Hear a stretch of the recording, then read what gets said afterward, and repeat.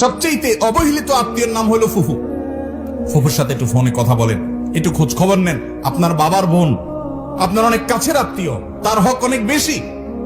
আপনার চাচা আপনার বাবার মতো। কোনো কারণে যদি মনোমালিন্য থাকে, জমি জমা নিয়ে গন্ডগোল থাকে, বাপের সাথে থাকুক বা আপনার সাথেও থাকুক, কিন্তু খবরদার, তিনি আপনার আত্মীয়। কিয়ামতের দিন বান্দার হক, মানবাধিকার সম্পর্কে যখন আপনাকে প্রশ্নের মুখোমুখি হবে, যেই মামলার নিষ্পত্তি আল্লাহ নিজেও করবেন না, ওই মানুষ থেকে মাপ নিতে হবে, সেই মামলা আপনি ধরা পড়ে যাবেন, তখন আপনি বিপদে পড়বেন। এই জন্য সেই সময় যেন আপনি মুক্তি পান, নাজাত পান, এই জন্য চাচার সাথে সম্পর্কটা ভালো রাখবেন। চাচাতো ভাই বোনদের কোনো হক নষ্ট করবেন না, ফোনে যোগাযোগ রাখবেন। এই যে সম্পর্ক বজায় রাখা, খোঁজ খবর নেওয়া, বিপদ আপদে পাশে দাঁড়ানো, এক।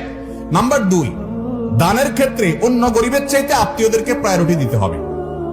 আপনি যাকাতের টাকা দিবেন, আপনার আত্মীয়ের ভিতরে যদি গরিব লোক থাকে, আপনার চাচা, আপনার চাচাতো ভাই বোন, আপনার ফুফু,